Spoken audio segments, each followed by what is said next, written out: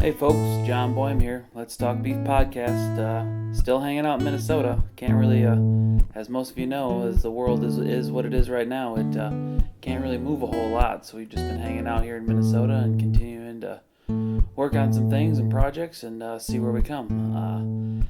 But this week's podcast, getting back on schedule here, is Jared Murnin of the Western Ag Reporter out of Billings, Montana.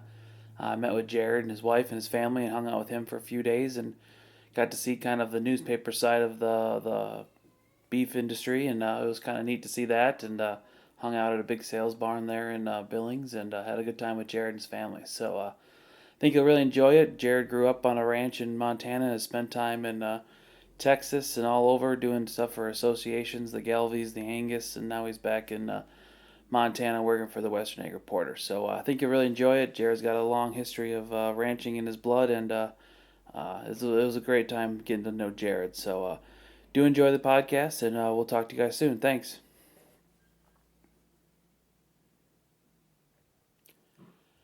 So today I'm in Billings, Montana with Jared Murnin of the Western Ag Reporter here at Pays Livestock. This is where they got their office. So sitting down with Jared, he's originally from Miles City, but now works here in Billings for the newspaper. But I'll let Jared kind of give a little background to himself, and we'll go from there. Well, thank you, John, and appreciate you coming and touring around to visit with producers. I think it's really neat what you're doing. Well, thank you. I grew up in Miles City, Montana, on a commercial cow-calf operation, and was active in 4-H and FFA growing up.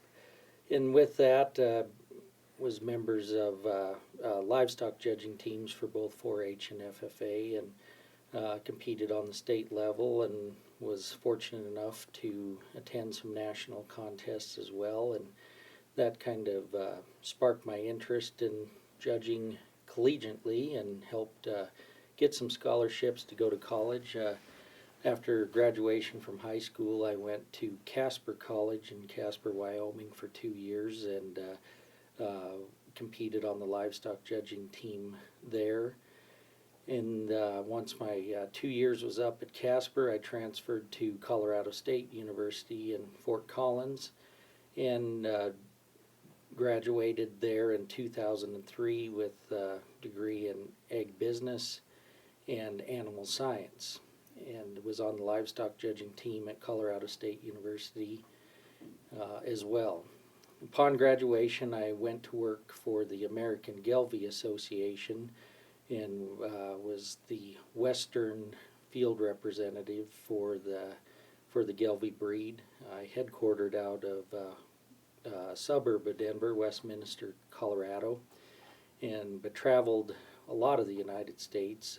West of the Mississippi was my region, but also made it to a lot of sales and events east of the Mississippi, and that was a great opportunity for myself to see a lot of cattle operations from all ends of the country, east to west, north to south, and got to meet a lot of people. After 2 years with the American Gelbvieh Association, a position opened up with the American Angus Association to be a regional manager for the Texas and New Mexico region. And I applied and was fortunate enough to get that position, and worked down in Texas, lived in Texas and covered Texas and New Mexico for 7 years. And in the meantime, during that time, got married and started a family, and was kind of ready to get off the road a bit and get closer to family. And so my wife and I were talking about maybe if there was ever an opportunity that opened up in Montana to get closer to my family, where most of them were at the time, we would probably be interested in investigating that. Origin, as a bull stud semen collection facility here east of Billings, added a position for a director of marketing, and I applied for that and was fortunate enough to get that position. So we moved across country from Abilene, Texas here to the Billings, Montana area, and worked there for Origin for 6 years. I got promoted up to be the general manager of Origin, and did that in that role for a little over 5 years. Mm-hmm. And the opportunity came, or was approached about coming to work here at the Western Ag Reporter, being general manager for John Goggins and the paper here, and it seemed like a good fit at that point in our lives, and so I changed careers again and came here to the Western Ag Reporter, and it's been a great move. Thoroughly enjoy the livestock publication business, getting out, going to sales, taking bids at sales, helping the field staff out when they're doubled up, and really appreciate getting out and seeing that again, doing that again. So it's been a great move. So it's probably not very often that you can find another job in the ag industry in the same town like that. That is very true. It seems, ag industry, it seems you travel a lot, no matter what you're doing, unless you're truly on the ranch 24/7, but any of the others, whether you're a pharmaceutical rep or in some form or fashion of marketing for the ag industry, you're going to travel, and you got to be willing to relocate sometimes to take other positions. So was fortunate to not have to relocate for this latest career change. So tell me about growing up in Miles City on a ranch. What was that like? Yes, thoroughly enjoyed that. We were commercial operation growing up.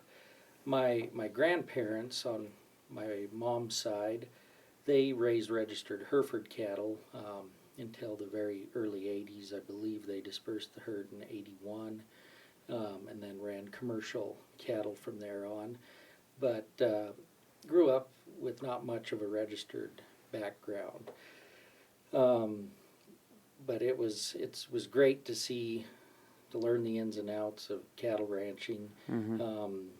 My dad ran about 150, maybe at the peak about 200 mother cows, depending on the weather and grass situation and moisture.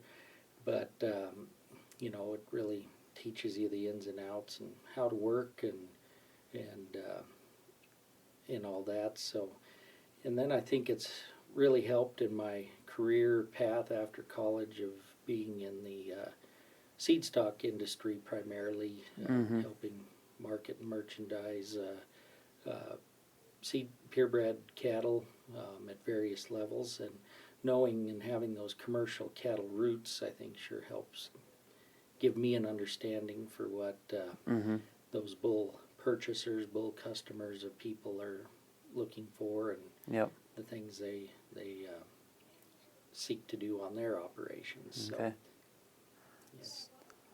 So how did was your dad, did he grow up on a ranch, or how did he get into, did he just kind of start, or how did he get into it? Ironically, my dad did not grow up on a ranch. He grew up in Park City, Utah. And at that time, it was not a ski resort town. It was kind of small town America. But I think he always had a love and had a passion, wanted to be a cowboy in the agriculture business. He did odd jobs growing up. His uncles ran a dairy farm, and he worked for them off and on weekends. Worked for some sheep herders in the mountains and did some of that during the summertime, and just always, I think, had a love for it. He came to Montana. We have a lot of relatives around Jordan, Montana, and he was up after high school visiting some of his cousins, and my mom grew up around Jordan. That's where my grandfather ranched and raised registered Hereford cattle. Okay. Met my mom on that trip, and ended up moving to Montana after they were married, and he started working on ranches, and building a cow herd as he was working for a couple different outfits north of Miles City, and eventually got enough numbers built and took the plunge and went out on his own and leased a ranch for 25 years 10 miles north of Miles City in the Kinsey area. So that's kind of how my dad got started. He did not grow up in ranching, but just had a passion for it and kept after the goal and met it eventually. So that's cool. yes. Tell me about your dad's how he learned to ride horse. That was a pretty good story you said yesterday. Yes, my dad when again always wanting to be a cowboy from the time he was a kid, the way it sounds, had a love for horses and watched that. And as I understand it, he was 11 or 12 years old and was at a parade in Park City, Utah, where he grew up. And in this parade, there was a Shetland pony that was in the back of a pickup truck that saddled and going in the parade, and he was for sale.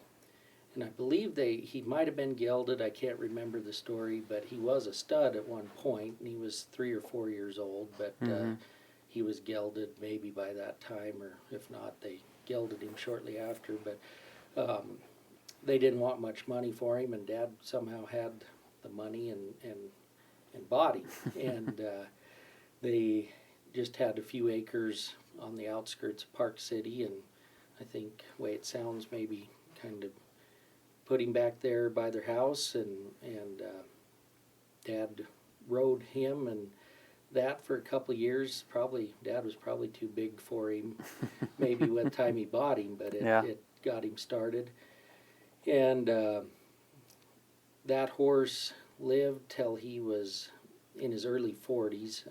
Can't remember. We think probably about 43 years old when he died finally. But he taught all of my brothers and sisters to ride, and all of my cousins to ride on both sides of the family, my mom's side and my dad's side. And so he was a pretty special horse, and stayed around for a long time. And you got to see the country, got to see the country. He went back and forth from Utah to Montana and lived with whatever family had kids that age that were learning to ride. So he was quite the horse. Normally Shetland ponies are known for being pretty cantankerous and really not the nicest horses, to be honest. But But everybody thinks they're kids. It's great for kids because they're small, but usually they're a handful. But this horse, he might have been a handful when he was young, but I'm not sure on that. But I know somebody rode it out of him, maybe. By the time we were riding him and learning, all of us, my siblings and cousins, he was bomb-proof and a great kid's horse. So did you guys just do him on bareback, or how did you? Yes, he mostly, there was some kid saddles, but being kind of a round back pony, a saddle didn't really sit him always the best. So he had this bareback pad that traveled around with him to wherever he lived, and that's what the kids pretty well rode on. It was just a pad with a handle in the middle. Oh, okay. And that you strapped on him, and so in essence you were kind of learning to ride bareback, but you did have a little handle to grab onto. So So you said you had siblings. How many is in your family? Yes, I'm the oldest of 5. I have three brothers and 1 sister. All of my brothers are in the seed stock industry now. My brother Chad, who's next in line below me, he is a banker, works here in Billings at First Interstate Bank, ag loan officer. And then he and his wife raise Hereford cattle, and they've grown that herd here north of Billings to a sizable number. They've got 2 ranches leased and run over 400 head of cows now. Not all registered, but working, I think, continually continually to build their Hereford numbers, registered Hereford numbers on that. Next in line is my brother Devin. He works for the Western Livestock Journal as a field representative for this region up here in Montana. So fortunate to get to travel with him to go to bull sales and stuff on occasion and work side by side, even though we're work for competing papers. We're we're all still in this together, and it's fun to get to work with him. My sister lives in Miles City, stay-at-home mom, and also helps at the school that her daughters go to, and does some aid work there and such. So she's in Miles City. And then my youngest brother, Kevin, most recently took a job as a field representative for the American Hereford Association, covering Montana, Wyoming, and North Dakota. So, so we're all in this, ended up in this seed stock industry, us brothers, and in various forms and fashion. Yeah. So what was it like growing up with 4 boys on a ranch in the middle of Miles City, Montana? It was a lot of fun. And our ages are spread out a little bit, so so there's being the oldest, I was really, by the time Kevin come along, I was gone or more active in 4-H and sports and that. I was in college and starting my career path, so there is a big gap in all of us. But we're a tight family. We get along really well, and always did as kids growing up. And it was great to work together with Dad on the ranch growing up, and it was fun with some of the age spread that we all had different levels and roles, and we could help each other learn, and I think that also helped make us a tighter knit family as well. So wouldn't trade that for the world. So Are your parents still around? Yes, they live in Miles City. My mom is she started working as a bookkeeper for the high school in Miles City when I was in high school, which I think she started in 1996, might have been 1997, but and has been there since. My dad, once us boys most of us were gone. Kevin was still in high school, but like I say, he leased that ranch for almost 25 years, and it was kind of an absentee owner situation. The kids inherited the ranch when the parents passed on and had no interest in moving back, so they leased it out and leased it to Dad. But upon retirement, one of those siblings decided they wanted to move back to the ranch, so he ended up losing the lease eventually on that, and he was maybe kind of at a crossroads with all of us scattered about, and at the time didn't look like maybe we'd be coming back or end up in ranching. He decided to downsize the herd and sold down to about 20 cows and found some acreage just on the outskirts of Miles City, and ran cows on that irrigated place, and also leased some summer pasture, and ended up getting a job in town. In essence, he did work for a ranch for a while as well during that period of time, but now works in Miles City in a steel and recycling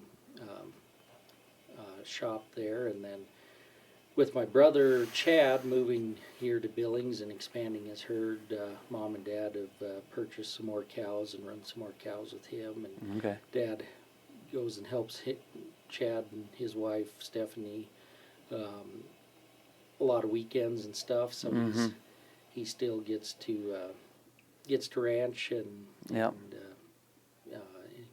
gets the enjoyment out of that for sure. So. Good. So you said your mom's from Jordan. So Mhm. she grew up on a ranch. Her family's did. big ranchers. Yes, yeah. She grew up on a ranch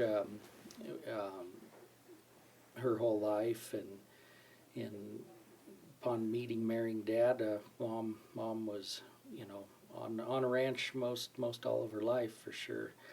And like I say, Grandpa, he ranched clear through retirement, and eventually he did sell his ranch. He ended up south of Miles City there in the early '80s after he dispersed the Hereford herd and sold the ranch up by Jordan at Sand Springs, and then moved to a ranch south of Miles City, purchased another one. How and big was his herd? That's a good question, John. Yeah, my memory is foggy.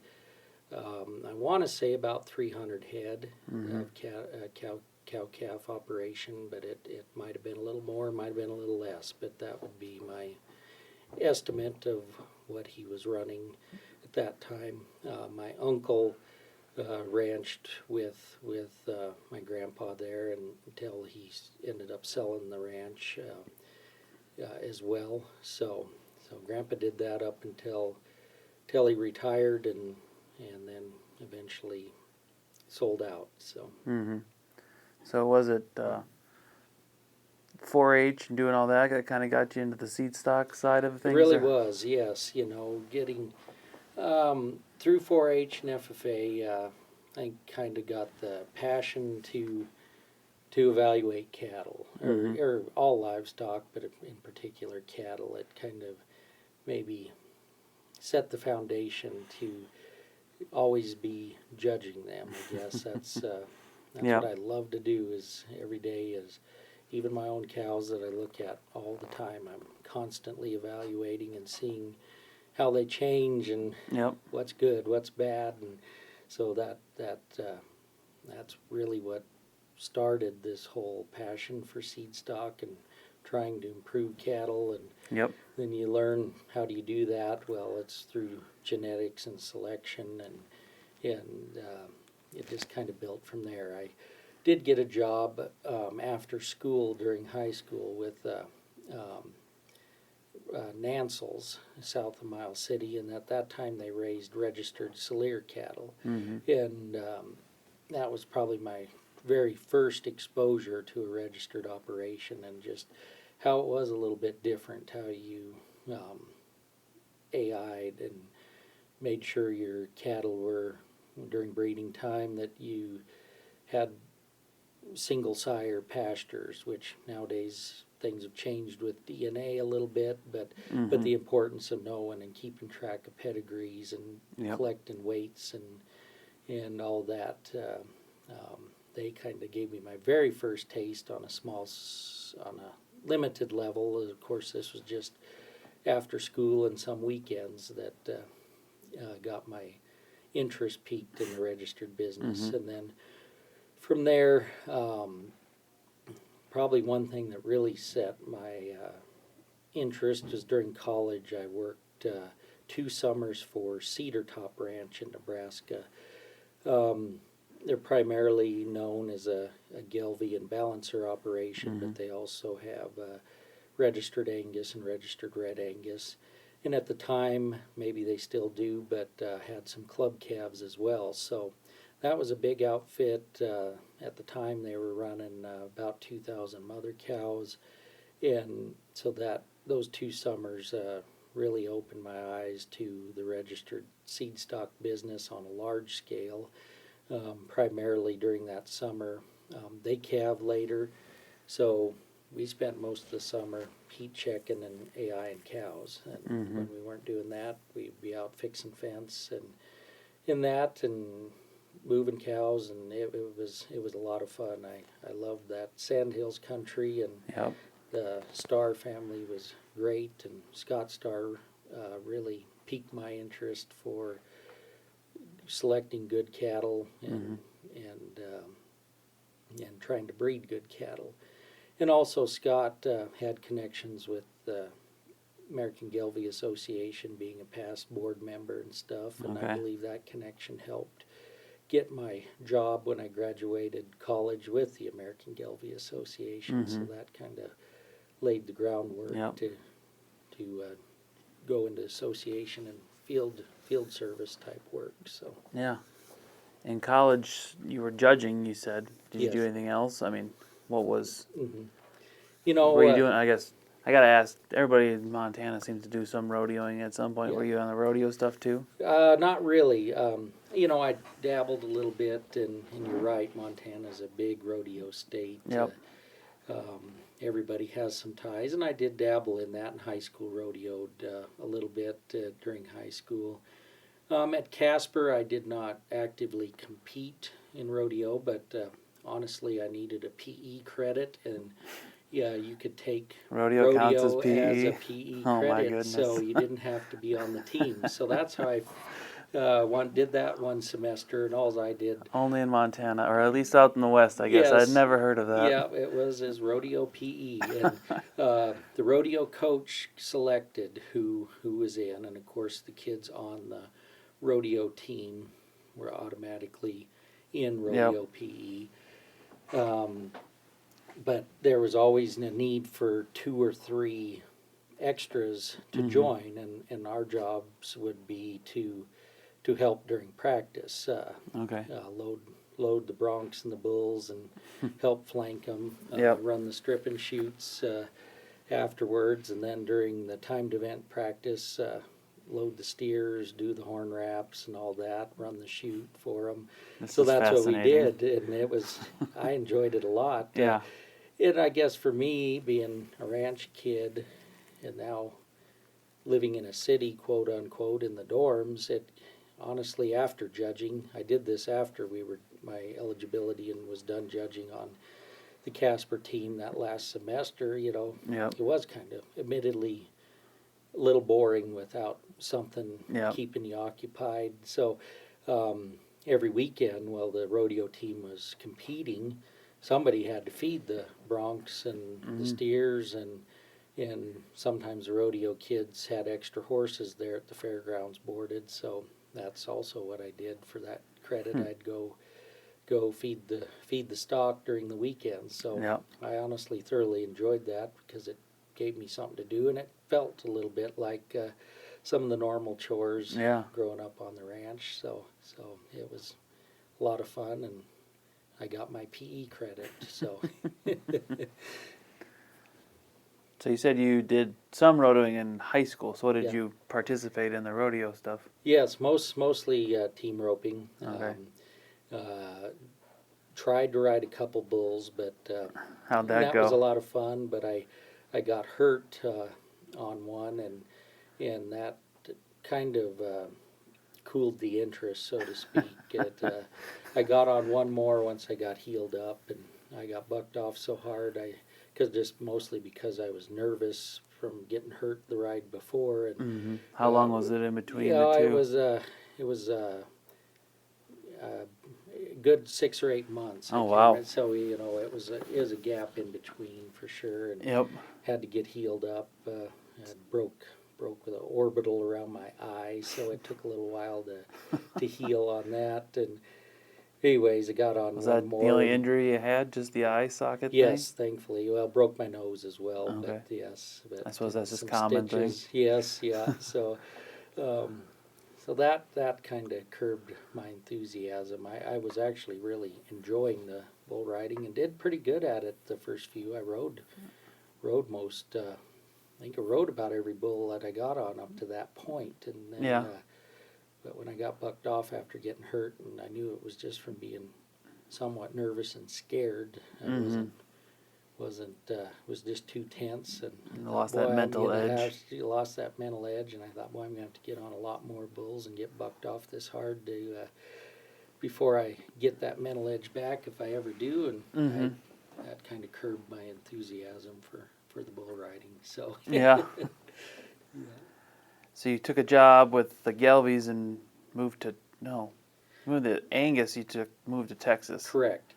Yes. So started out, with the Gelbviehs and was able to stay around Colorado there since they were based out of Westminster, a suburb of Denver. But I traveled a bunch. I was in airports almost every weekend, flying somewhere to a sale or a cattle show or something all the time. But thoroughly enjoyed that. Those are good cattle. I think they're underrated. I agree, yes. Yeah, very maternal, very fertile, high-performing cattle, and yes, a lot of good to that. A lot of great people. Still have friends from that job, and through that job, I met my wife. My wife Julie. She grew up in Central Coast of California in Arroyo Grande, south of San Luis Obispo, and she didn't grow up in a farming or ranching family per se. Her parents and her grandparents had a roofing business out there, and but it's a strong agriculture community, and I don't know if everybody knows that till they go out there to visit. A lot of vegetables and fruit and everything grown in that area of California. So it's agriculture, and there's a lot of people that still, at least at that time, had strong ties to agriculture. So she grew up and did 4-H and FFA, and that kind of sparked her interest as well, I think, for livestock, and also she started Livestock Judging. So she went to Modesto Junior College for 2 years, and then transferred to Texas Tech University and was on the judging team at both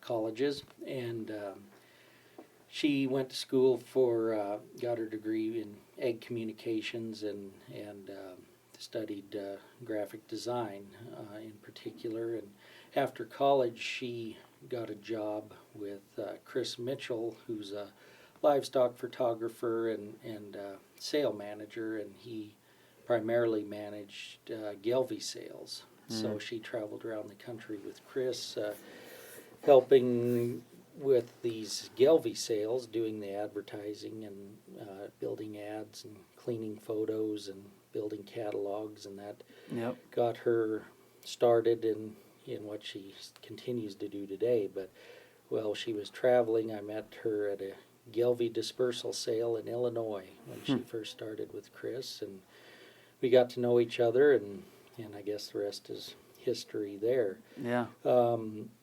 I moved to Texas with the American Angus Association once I, of course, started that job, and a little while later, Julie moved back down to Texas as well, and shortly after we were married, about a month after we were married, she decided to start her own graphic design business and hung out her shingle, and was fortunate enough to still work with and for Chris Mitchell, and as well as a couple other sale managers.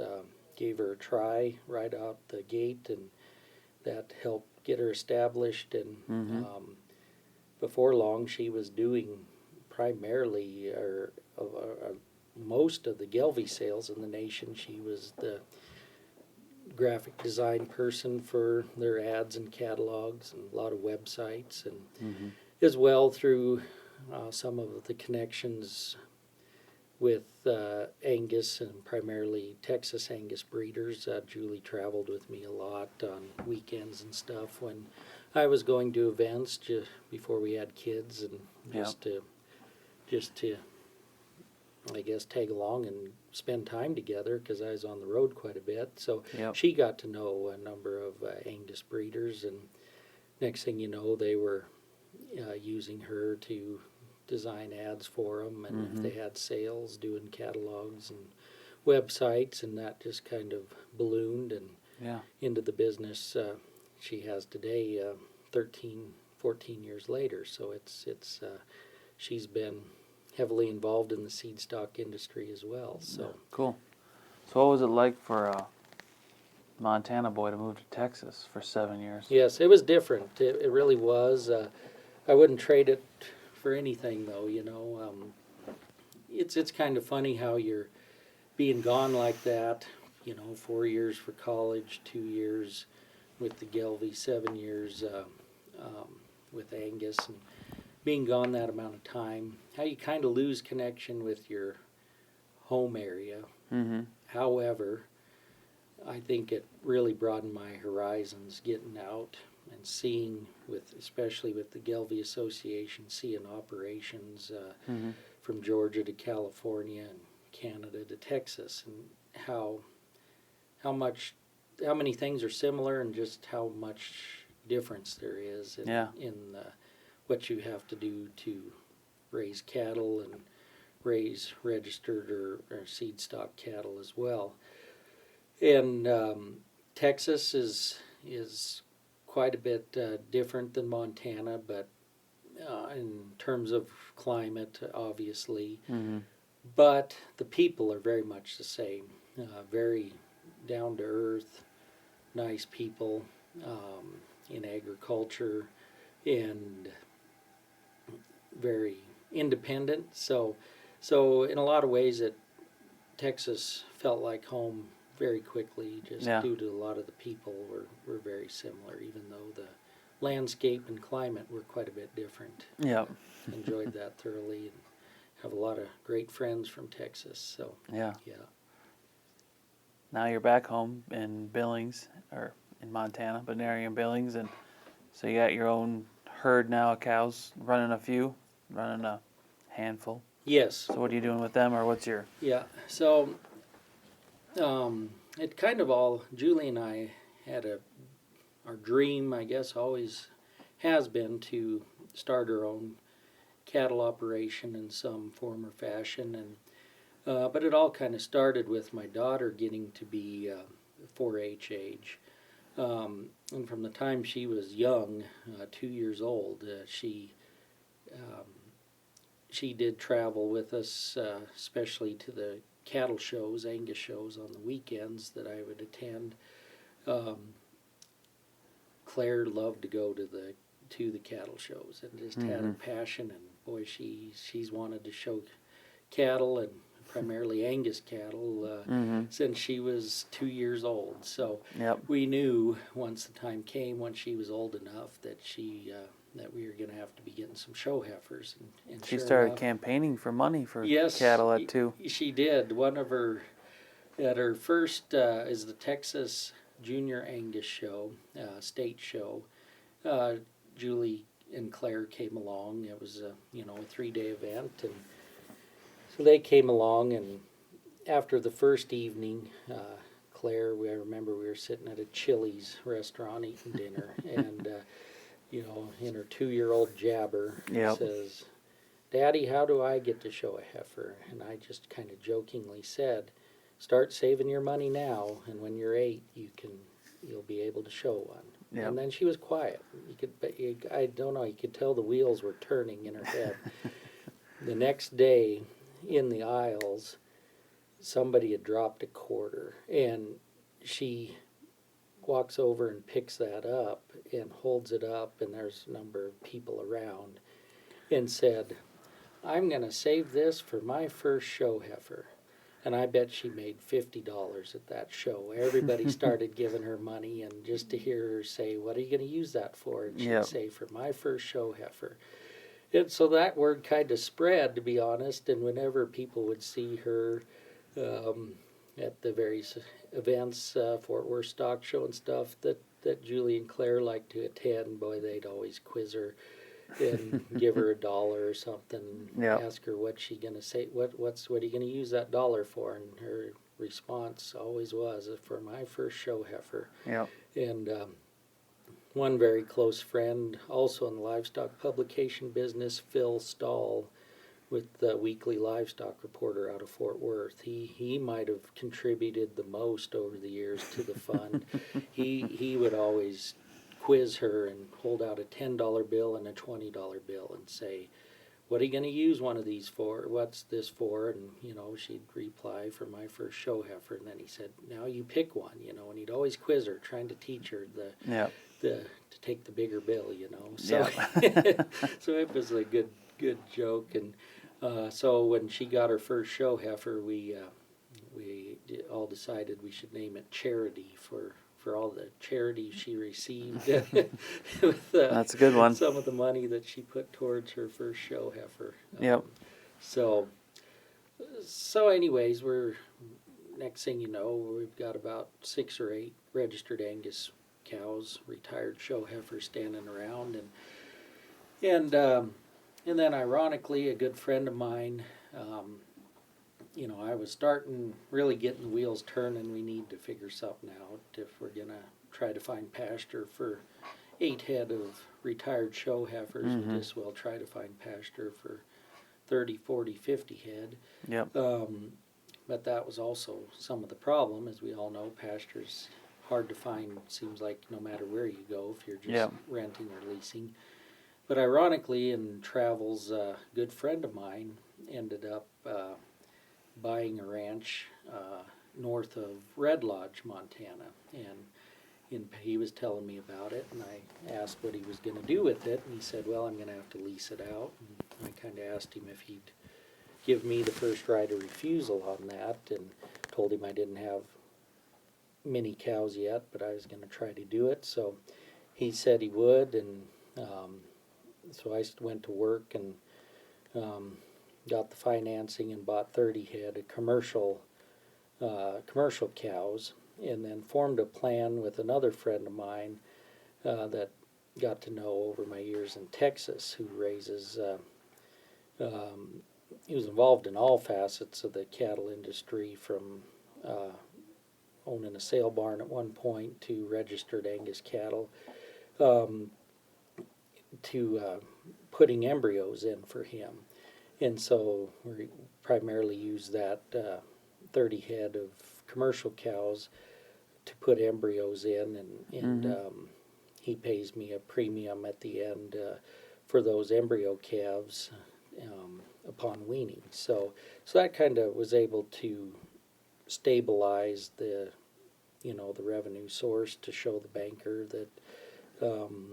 that add some value, I guess, to commercial, quote unquote, commodity type cattle. To help hopefully make it pay. Of course, the risk there is your conception rate. You want to get as many embryos to take as possible, and maybe if you ever do get in a wreck, the bottom line won't look as good. But so far so good. We've had great success with that, and that's helped get the foot in the door. And then here this past spring, we added another 30 registered open heifers, 17 registered Angus and 13 registered Hereford heifers that we purchased from Hoffman Ranch in Nebraska.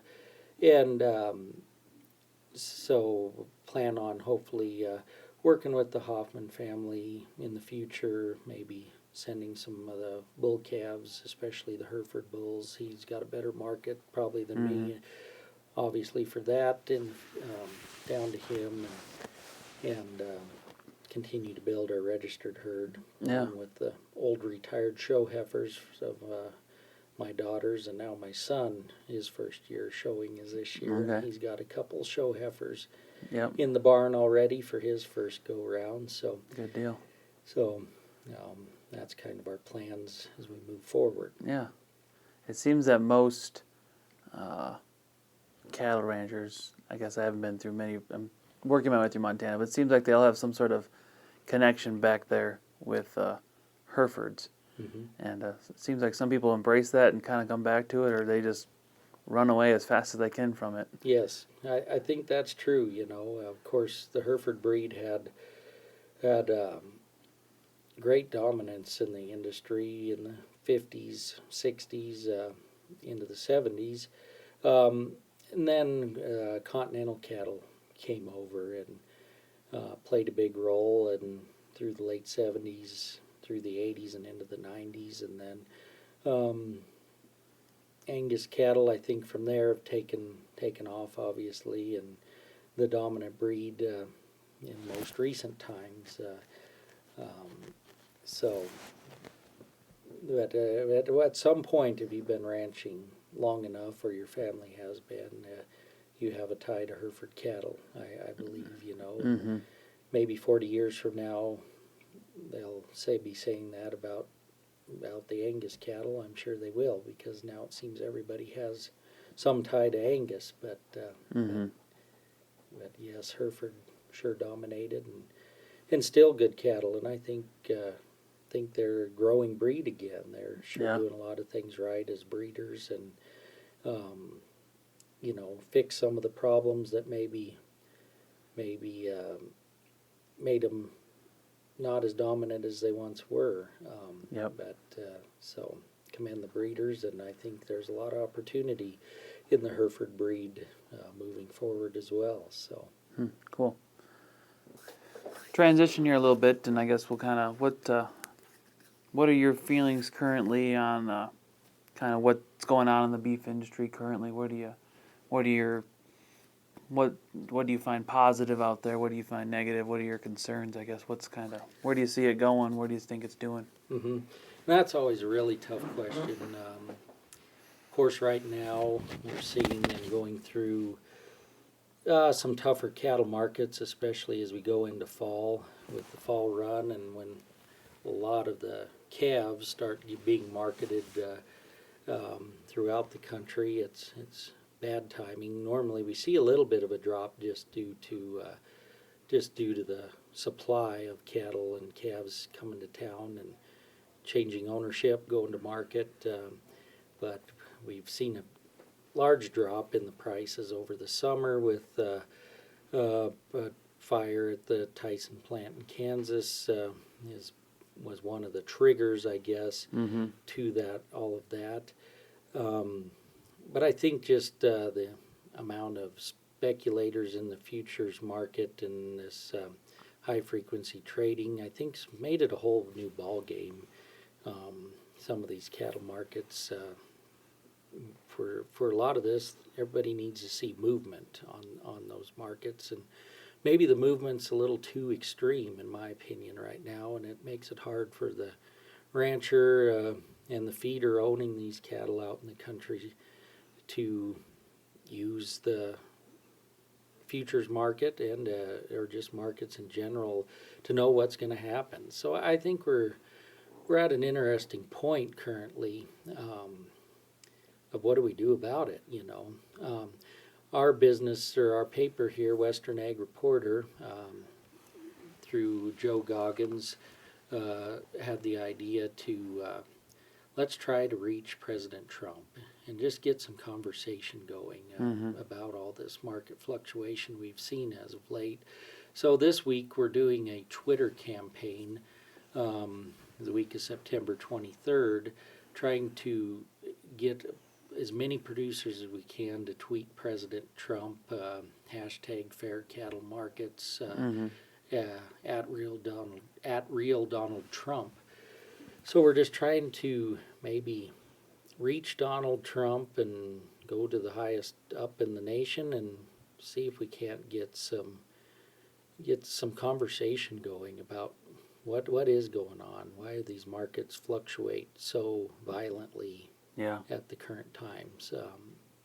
As we do, I think a lot of people see that as a huge problem, and you know, could affect everybody's livelihood in the end if things don't level out a bit. But that's, you know, the negative side on the current state of the nation today, I guess. But I think in general, the cattle industry is in great shape. I think there's, going forward, more opportunity than there has ever been. There's opportunities for people to do more niche markets, you know, whether you like it or not, organic, grass-fed, NHTC. There's all sorts of marketing options like we've never seen before in the cattle industry to try to add value to cattle and create your own niche and maybe stabilize price like we're talking about. For me, on a maybe a simpler level, so to speak, putting in embryos for seed stock breeders to try to add some value to those commercial cows that you have and turn out a good product, but at a more stable price level at weaning on those calves that they produce. So I think there's opportunities like we've never seen for cattlemen and in young cattle people to get involved in the industry if you can think outside the box and do that.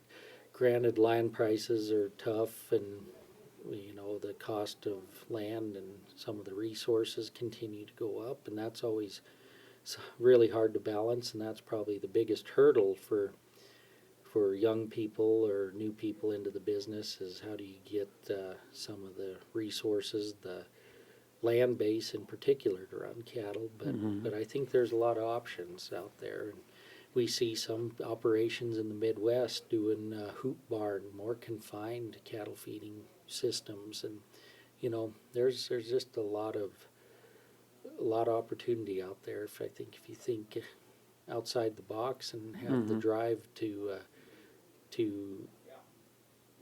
look into those opportunities and make it happen, I think you really can. So okay.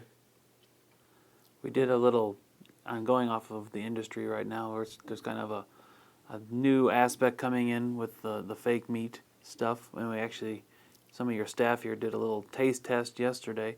What are your thoughts on that new product hitting the market? And yes, we are under also a lot of pressure, I think, as an industry from some radical groups out there, HSUS to name one, and they're kind of fighting against us, and I think that's something we need to be more proactive as cattle producers, no matter what segment of the industry you are in.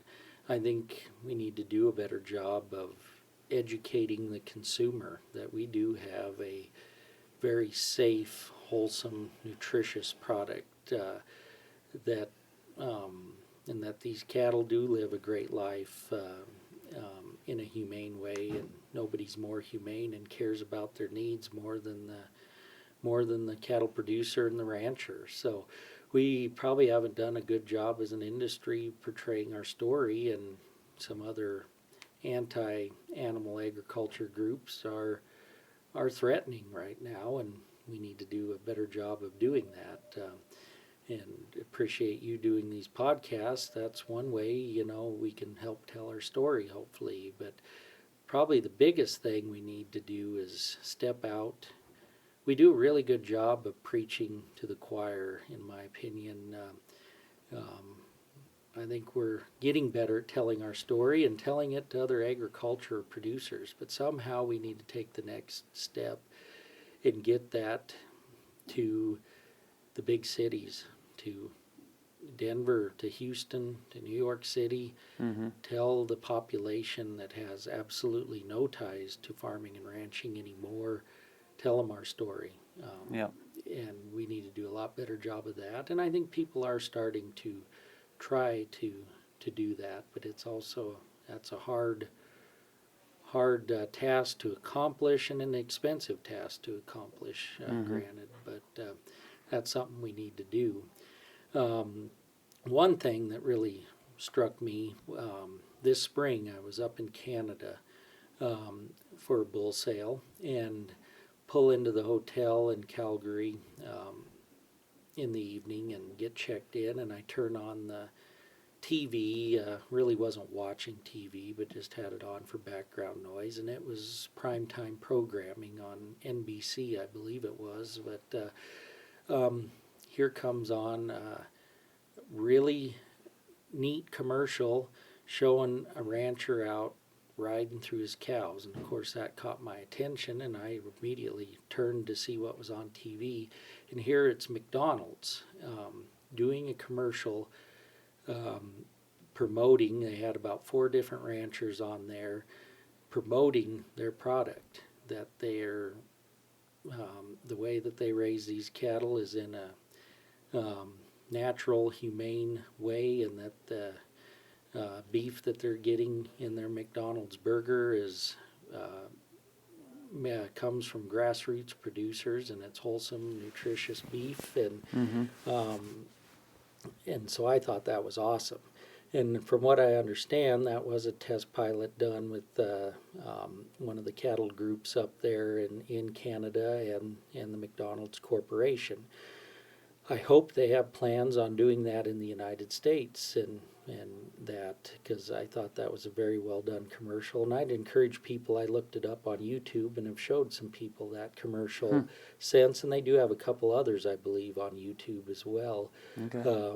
But I think we need to do more of that and reach the masses and tell our story to people who have no idea, no ties to agriculture. Yep. That's who we need to really be reaching.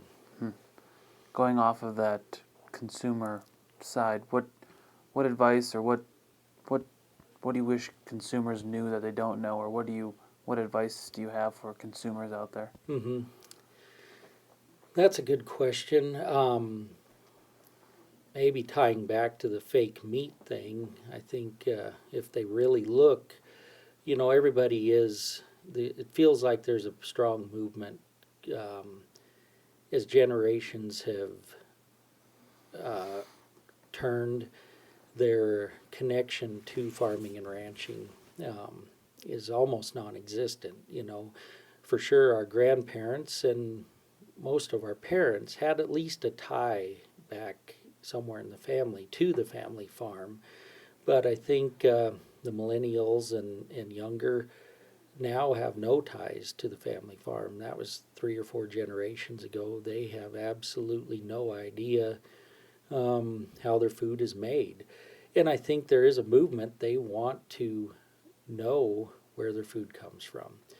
And, you get some groups that have this perceived bad image of animal agriculture, and so they combat it with fake meat. But if you really look, and I encourage anybody to look at the ingredients, that is a very processed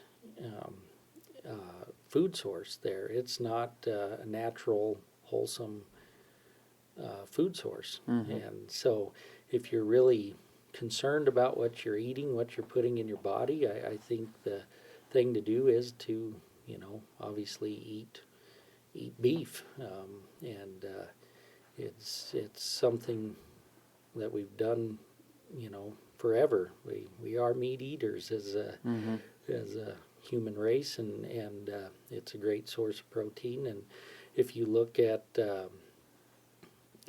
if you're concerned about cattle production and animal agriculture, I encourage people to look into that further and just see what these producers, the efforts they take to preserve the natural resources, the land, the wildlife, the water, and as well as the cattle they're producing. It is our livelihood, and nobody takes better care of the natural resources they depend on as much as the rancher. So, When talking about the beef industry, you talked a lot about opportunity in the beef industry that you see. I guess going off of that, what advice do you have for young people that want to get into the? I guess not necessarily young people, but people that want to get into the beef industry. What advice do you have for them? Or Well, we had this conversation yesterday, and I think it's tough. It really is with costs, especially land prices that are so high, and really very tough to make a living just on agriculture, whether that's farming or raising livestock. You got to think outside the box, I guess, and you got to have a goal and a plan. And I think if you're, in my opinion, you've got to be creative to make that all work. Come up with some sort of marketing plan, whether that's working on selling genetics, seed stock, whether that's providing a service like my wife and I are trying to do, do a little bit of both on that front, or whether it's a niche market, so to speak, on how you produce those cattle and how you hit those markets. That's something you also have to consider. You can say, I'm going to go non-hormone treated cattle, but you also got to make sure there's somebody there to buy them, so you kind of have a plan. But I think a lot of people and young people that I talk to, I have some friends that grew up close to agriculture. They left the farm or ranch and have a good job now, good paying job and a comfortable life. And I've talked to a couple here and there, and they maybe don't have the desire. They have the desire to want to get back and maybe raise cattle again, but they also realize the work that it takes, and not many of them are willing to give up their weekends going to the lake and things like that to be out fixing fence and processing calves or preg checking cows or calving, and Yeah. so I think that's something you got to have a strong desire to get in, and strong work ethic. And not saying those people don't, but maybe the desire there is not as strong. But I think if you've got the desire and you have a plan, there is a lot of opportunity to get in. And something we face here with my day job in the publication business is we get demographics from our subscribers. That is an issue, that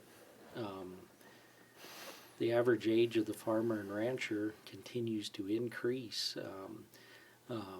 It's, I guess, don't have the stat right off the top of my head, but I think the average age is in the early 60s now for the average producer in the United States. And looking at our demographics, it wouldn't be very far off of that. And we're always trying to reach new subscribers. We want to get to the young farmer and rancher, but the scary part is that there's small numbers returning. So here at some point we're going to need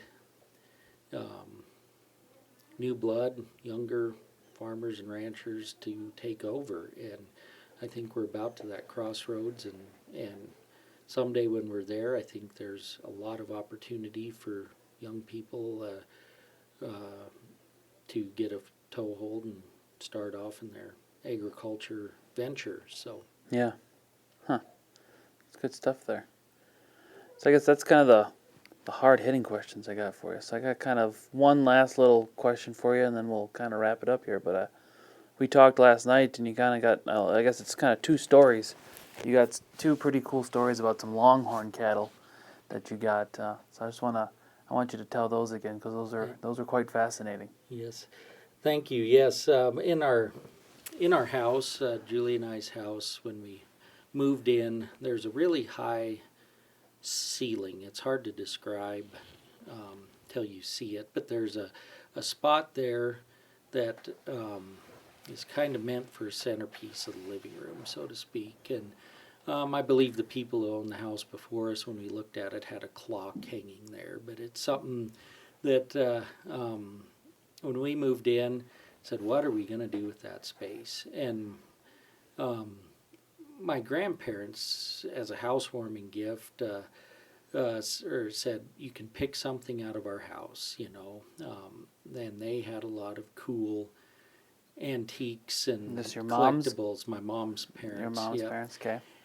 And so we were thinking about it, and Julie said, I want the longhorn. And Grandma and Grandpa also had a big set of longhorn, like a European mount longhorn skull, as kind of the centerpiece of their living room. And I told her, oh no, we can't ask for that. That's the centerpiece of their living room. And she said, no, not that one. I want that mounted cow hanging in their garage, which had hung in their garage for 25 years. And I said, oh, they might part with that. So we asked for it, and they were tickled to give it to us. We told them where we were going to put it, and they thought that was the perfect spot. So it was pretty neat. They took her down. She had 30 years of dust on her and all that, and took her to a taxidermist and got her cleaned up and fixed up, and we hung that cow there. But with that, which is something we'll always cherish, Grandpa gave us on a handwritten 2-page letter of the history of that cow, plus two photos of that cow standing in the corral when she was alive. But as the story goes, there was a group of people, and sounds like maybe the same group of people around the turn of the century that made an effort to save the last buffalo. They also noticed that the traditional, true purebred Texas Longhorn they felt was going by the wayside, and that the true blood was diminishing. So they started an effort and got the U.S. government involved and found some of the purest Texas Longhorns they could find and put them on a state park in Oklahoma. And over the years, I believe those cattle just run basically wild, like buffalo or whatever, and their population got big enough that it was putting a lot of pressure on the range, and so they did a roundup and sold these cattle at an auction. And my grandpa, his family ranched and grew up around Hot Springs, South Dakota, and my grandma and grandpa with their young family at the time were still involved on the family ranch in South Dakota. But anyways, this neighbor went down to Oklahoma and bought a half a dozen of these cows, I guess, and brought them back. And my grandpa always admired those true Texas Longhorn cows and quizzed that rancher, and he gave him facts about the Texas Longhorn breed and all that. But just by chance, they were in Edgemont, South Dakota, at the livestock auction, and this guy had since passed on, and his widow was straightening up the affairs was selling these Longhorn cows. And as Grandpa's note said, he said, "I just had to have them." So he buys them. He says he didn't have the money to buy them and doesn't remember how he got the money to buy them, but he buys these cows and puts them in his own herd, and then this one cow that hangs in our living room, I guess, ended up being a spayed heifer. So of course she never produced a calf, and they had her butchered and ate the meat and all that from her, but he had her mounted. And in that time, they moved to their ranch that they purchased in Montana. And his story goes that they left Hot Springs, South Dakota at 7 o'clock in the evening and arrived in Jordan, Montana at 8 or 9 the next morning with a cooler full, back seat full of thawed beef. So they about lost all their beef from that cow, but they, I guess, put it in a locker plant, and that's what they ate for the rest of that year. And then some relatives come up to visit, and they hauled the cow head up, and it hung in their living room for a number of years. So we ended up getting that cow head, and it's the centerpiece of our living room now, and it's got a kind of a cool story that goes cool with it. So. And what about the Longhorn mount in your parents, the skull mount in their living room? Yes. So in 1995, and a few years before that, I don't know all the details or haven't researched it enough, couldn't tell you to be totally accurate, but a gentleman and maybe a group of people come together, and Lonesome Dove had been out and released, and the book was out, but then they did the miniseries on TV and eventually a movie and all that. But they wanted to recreate a true one last cattle drive from Texas to Montana. So I think a gentleman spearheaded this operation, raised money, and bought some Texas Longhorns. Don't quote me, but it is a fairly large herd, probably close to 1,000 head of Longhorns, and hired cowboys as drovers, and they started out and left Fort Worth, Texas, and trailed those cattle all the way to Miles City, Montana. Took throughout the summer. They, let dudes, quote unquote, ride with them for a charge as they went through various places. They camped outside of towns and had big events, and that's kind of how they were hoping to fund this venture. But when they got to Miles City, they trailed them down Main Street out to the fairgrounds, and then they proceeded to have an auction and auction off all of those Longhorns, and as well as some of the saddle horses that they bought for the drovers to ride, and I think they were hoping that these cattle would bring thousands of dollars, but the reality is, I think the lead steer sold for pretty good money and all that, but after that, nobody really wanted them, and they were selling for a couple $100 a head, and so my grandpa bought one of those, and it was a big horned, really neat, symmetrical horned steer, and he was old, big old steer, and they processed him and ate the meat, and all that. Tried to tan the hide, but something didn't turn out on it, so that went by the wayside. But they did European mount the skull, and that hung in their living room. And probably the part I forgot to tell you last night, that why Grandpa, he had a couple steers picked. He really wanted to buy one and was fortunate enough to get one, is some of the true Longhorns that they bought came from the Binion Ranch up by Jordan, Montana. Benny Binion of Las Vegas and casino fame owned a large ranch by Jordan, Montana, and he run a number of Longhorns. And so that was one source of Longhorn cattle that they used for the cattle drive. Sounded like there's some wild stories about getting them trail broke, that they were pretty wild cattle when they got them. But Grandpa wanted to buy one of those Longhorns that come from the Binion Ranch. So that steer did, and Grandpa always got a chuckle out of it. He said, "What a mean trick." He said, they hauled those Longhorns from Montana to Texas, kick them out of the truck, and told them to walk all the way back. Yeah. And so he always got a chuckle about that. Yeah. So that was a pretty neat deal to get a steer out of that big drive of 95, big cattle drive of 95, they called it. So, yes. Do they still have those horns? My cousin has those. My grandparents have passed away, and like I say, they collected a lot of antiques. Primarily bits and spurs was their main thing that they liked. But in that, they when they passed, Grandpa and their will had a system, and I believe we drew numbers, and it was all of the grandkids and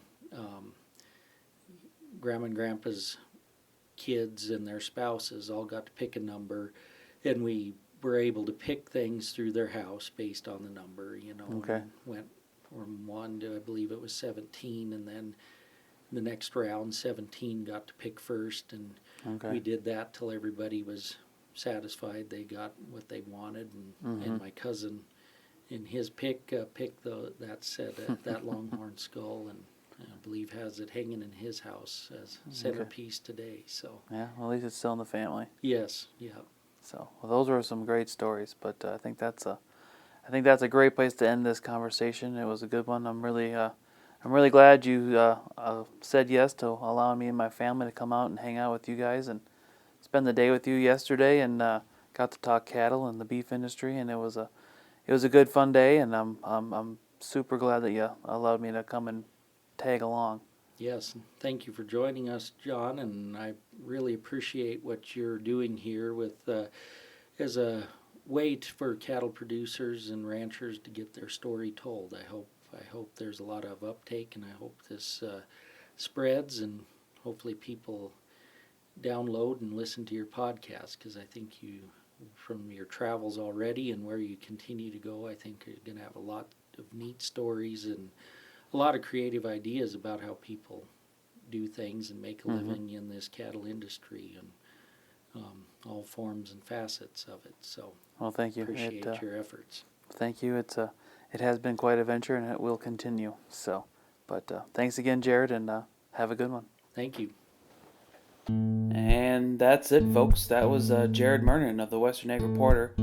Just thanks again, guys, for taking the time to listen to the podcast today. Really do appreciate it. If you get a chance, please go and like the podcast on whatever podcast app you're using. It really helps me out and pushes the word of the podcast. And if you get a chance, share it on Facebook and Instagram. It helps out a lot. So thanks a lot, guys. Have a good one.